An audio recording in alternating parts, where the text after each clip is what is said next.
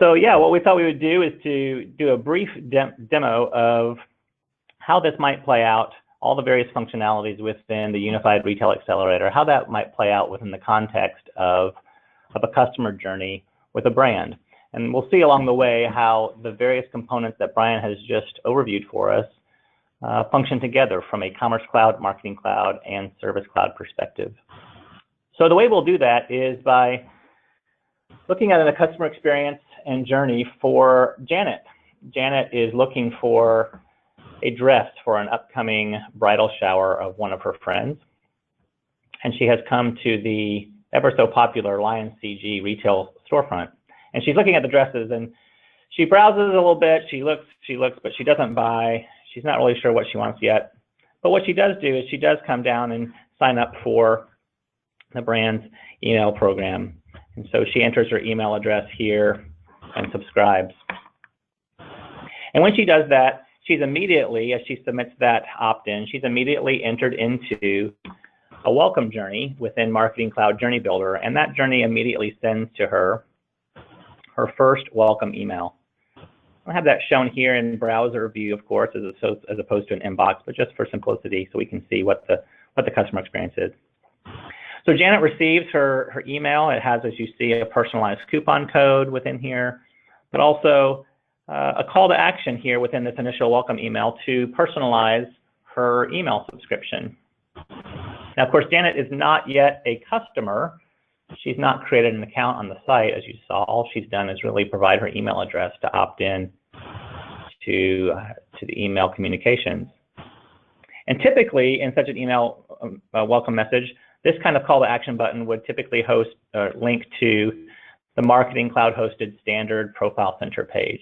It's a pretty typical implementation.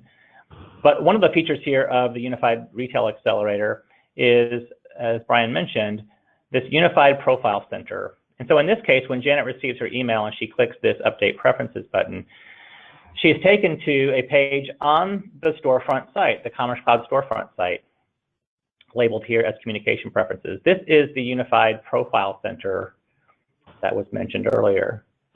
Now, she hasn't logged in. She's not been required to log in. She's simply linked from her email address and identified by her email address. And what the system has done is pulled back in real time from Marketing Cloud the subscriber profile information and all the various profile attributes from Marketing Cloud and unified that together within any information that might be had on the Commerce Cloud side, which at this point for Janet is none. So this is fairly empty and blank template.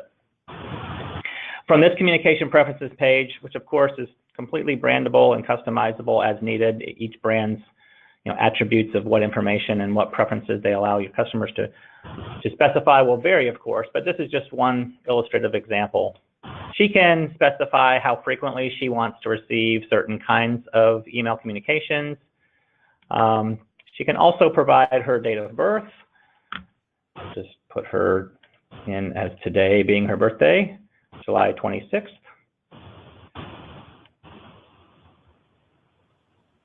And she also here provides her zip code. Janet is a Chicago resident, so she will provide her zip code and her phone number here in this as well.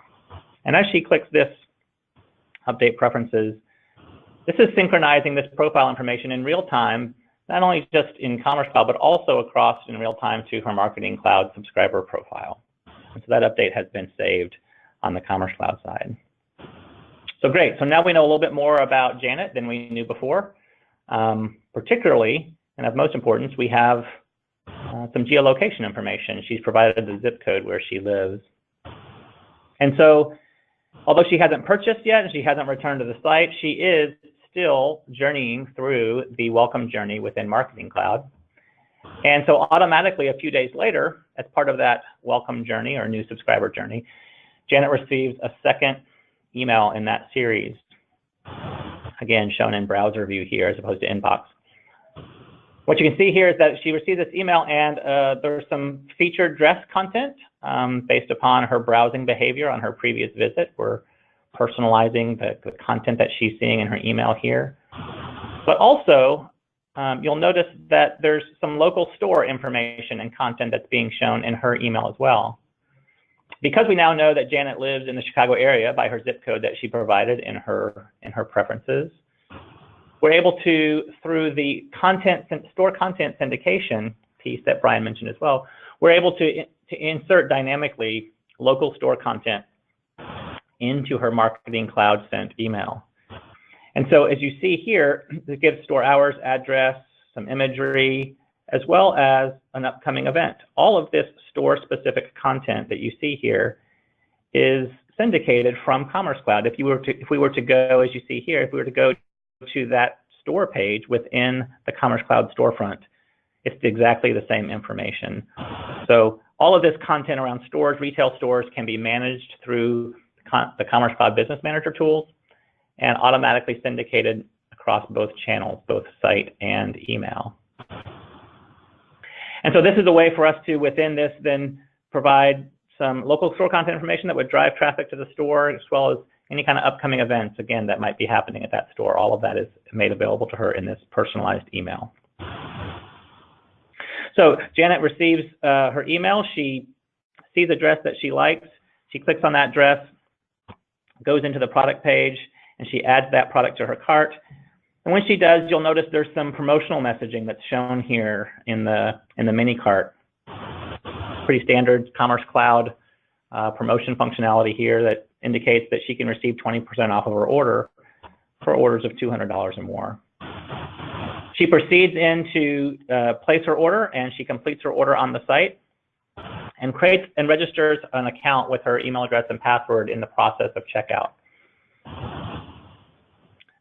When she does that, she immediately then receives, as is typically the case, she will receive a Commerce Cloud order confirmation email. However, in this case, because of the Unified Retail Accelerator, as Brian mentioned, one of the features here is responsive transactional emails triggered by Commerce Cloud, but those email templates living in, being managed in, and being sent from the Marketing Cloud platform. And in this case, responsive templates.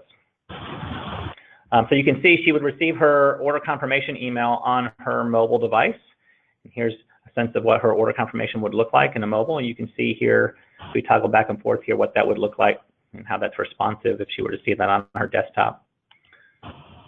For order details, again, this is sent in real time, triggered by Commerce Cloud, sent from Marketing Cloud. And you'll notice, again, we have the exact same store content that we had before shown here, again, based upon that geolocation information of zip code to show her local store. So she's received her email, all's good, except she notices when she looks at her email that she selected standard ground delivery, 7 to 10 business days, and she realizes, I'm really going to need that dress faster than that. I should have selected express delivery. And so she sees the phone number here below, and she clicks on the phone number to dial into the customer service center.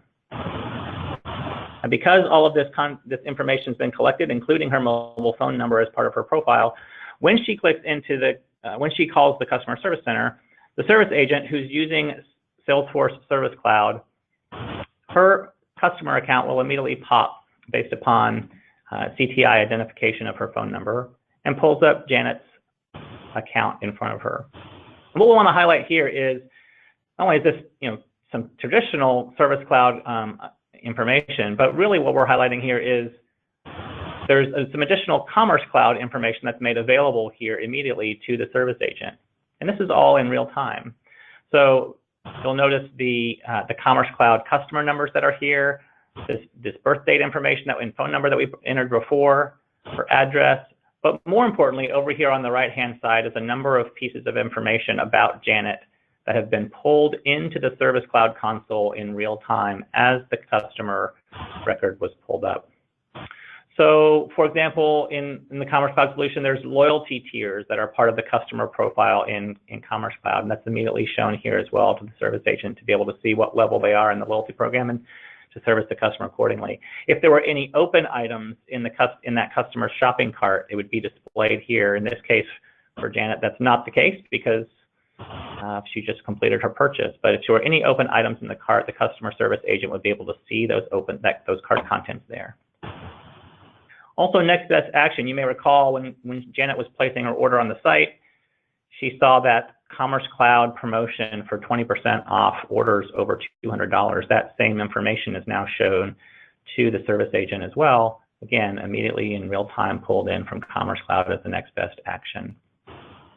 Her order history is here, including the orders that we've placed and she had just placed. Any wish list items would be here, and customer engagement history, the last time she's visited the site and logged into her account. Again, all of this data is being shown to the service agent in Service Cloud, being pulled real time from Commerce Cloud. So the agent is able to update Janet's order, expedite it to express delivery, and Janet is a happy customer. Now, so that's just one example of kind of how the features and functionalities of the Unified Retail Accelerator can help produce a personalized and seamless journey for a customer. And the technologies and capabilities of all three clouds, Commerce Cloud, Marketing Cloud, and Service Cloud, are woven together in a way to provide a great experience for her. A couple of things that we can just highlight real quick before I pass it back to Brian is just thought we'd take a look at how this might play out in terms of what this looks like from the Marketing Cloud side. So we mentioned earlier the order confirmation email being a responsive transactional email that lives within Marketing Cloud. So what I have here is within this Marketing Cloud instance, I have that very same order confirmation email template that we saw a minute ago sent to Janet. And of course, there's quite a bit of AMP script code in here to insert the dynamic elements, but one of the advantages of having this template live within Marketing Cloud is that it allows business users to be able to make content edits to these templates without having to involve IT or any kind of developer resource.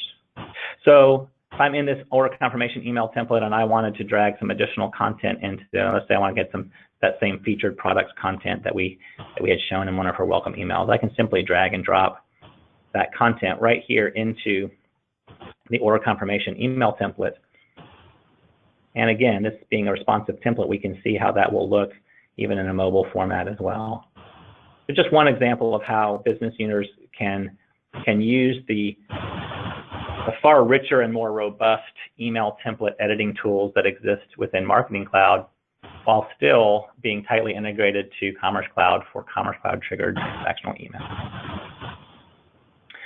The other thing we can do too is we can see if we go back to the storefront site where Janet was shopping, and we can log into her account. We'll see how she can also use that unified profile center page. First time, of course, she was able to reach that page by clicking on that call to action button in her welcome email to update her preferences. But anytime she comes back to the site and logs into her storefront account, she can navigate to that exact same page, the communication preferences page. You'll see it has all of the recent updates that she had made before that we just saw earlier. So again, this illustrates how we're really kind of doing a unified approach to how these preferences are managed, whether that's through the My Account section of the site for a logged in customer, or whether that's for subscribers who don't have an account on the site. They're able to leverage this same unified preference center or profile center to manage these important updates and preferences. So hopefully that gives you a good feel. We'll be taking some questions here shortly, but Brian, back to you.